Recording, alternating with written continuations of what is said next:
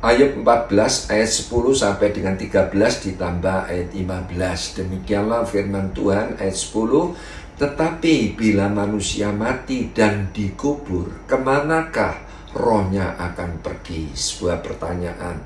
Ayat 11. Seperti air di dalam danau yang menguap, seperti sungai yang mengering pada musim kemarau. Ayat 12. Demikianlah manusia terbaring untuk terakhir kalinya. Ia tidak akan bangun lagi dan tidak akan dibangunkan dari tidurnya. Ya, di dalam terjemahan bahasa Jawa ayat ini lebih mantap lagi, dikatakan begini saudara. Ayat 10 sampai dengan 12. Nanging menawi manungso pejah, telas riwayatipun menawi pejah lajeng dateng pundi purukipun. Kados toyang ing telaga ingkang nguap, kados lepen ingkang asat telas toyanipun. Mengkaten ugi manungsa ingkang pejah, boten badhe tangi malih, boten badhe pola selaminipun. Taksih wonten langit, boten badhe ngilir ing salebeting tilemipun. Nah, bahkan dikatakan ayat 13, kiranya engkau menyembunyikan aku di dunia orang mati dan melupakan aku di situ sampai murkamu reda. Tetapi tentulah hari untuk mengingat aku kembali supaya aku beroleh kemurahan-Mu.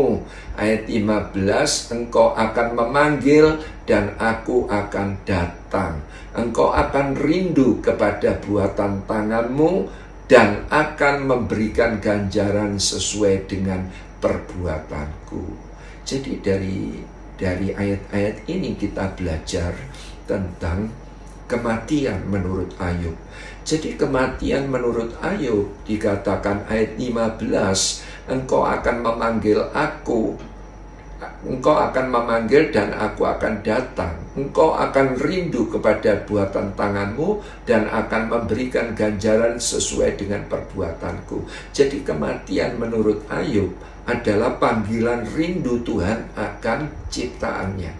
Saudara adalah ciptaan Tuhan, jadi kematian itu panggilan rindu Tuhan akan ciptaannya. Berbicara tentang kematian, saudara, kalau kita teliti di dalam Alkitab, itu sesuatu yang pasti. Sebab apa? Sebab oleh mati itu konsekuensi dosa, ya. Jadi pada waktu Tuhan itu menciptakan langit dan bumi serta isinya, manusia ini diciptakan, ditaruh di Eden, dan Tuhan Allah berfirman kepada manusia, semua pohon dalam taman boleh engkau makan, tetapi tentang buah pohon pengetahuan yang satu ini jangan sampai engkau makan. Bahkan saat engkau raba pun engkau akan mati. Wow. Jadi yang artinya apa, saudara? Kalimat kata mati itu pertama kali terlontar dari mulut Allah sendiri. Jadi sebagai apa? Konsekuensi dosa. Bahkan dikatakan di dalam Ibrani 9 ayat 27 dikatakan, dan sama seperti manusia ditetapkan untuk mati hanya satu kali saja, dan sesudah itu dihakimi. Jadi mati itu memang ketetapan Allah. Apalagi saudara, umur manusia kalau kita lihat di dalam Alkitab itu memang ada batasnya. Ditulis di dalam Mazmur 90 ayat yang ke-10, masa hidup kami adalah 70 tahun jika kami kuat. Jika kami kuat 80 tahun, dan kebanggaannya adalah kesukaran dan penderitaan, sebab berlalunya buru-buru dan kami melayang lenyap. Jadi jelas kematian itu sesuatu yang pasti. Nah, lalu kalau Alkitab itu bertanya, tadi dikatakan, tetapi bila manusia ini mati dikubur, kemana rohnya akan pergi? Nah, kemana saudara? Setelah mati, kemana roh manusia ini? Pasti ada dua hal, surga dan neraka. Dan setiap orang kalau ditanya, surga atau neraka, pasti milih surga. Nah, saya akan beritahu, jika kita berharap surga, hidup jangan dibuat sia-sia.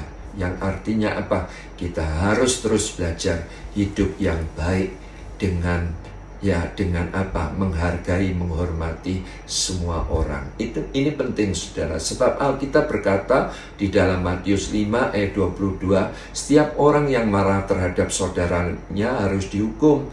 Siapa yang berkata kepada saudaranya kafir harus dihadapkan ke mahkamah agama, dan siapa berkata jahil harus diserahkan ke dalam neraka yang menyala-nyala.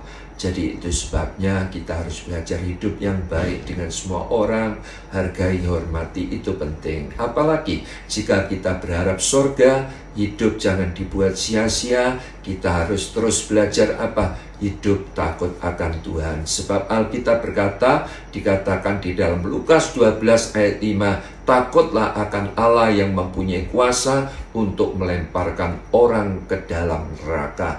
Jadi saudara dan saya harus terus belajar hidup takut kepada Allah, bukan takut kepada problem masalah, bukan takut kepada masa depan dan lain sebagainya. Apalagi jika kita berharap surga, hidup jangan dibuat sia-sia. Kita harus apa? Harus menerima dan percaya Yesus. Sebab Alkitab katakan di dalam Kisah 4 ayat 12, dan keselamatan tidak ada di dalam siapapun juga selain di dalam Yesus. Sebab di bawah kolong langit ini tidak ada nama lain yang diberikan kepada manusia yang olehnya dapat diselamatkan. Bahkan ditulis di dalam 1 Yohanes 5 ayat yang ke-12, barang siapa memiliki Yesus, ia memiliki hidup. Ya, barang siapa tidak memiliki Yesus, ia tidak memiliki hidup. Saya berdoa saudara menangkap kebenaran firman ini. Tuhan Yesus memberkati.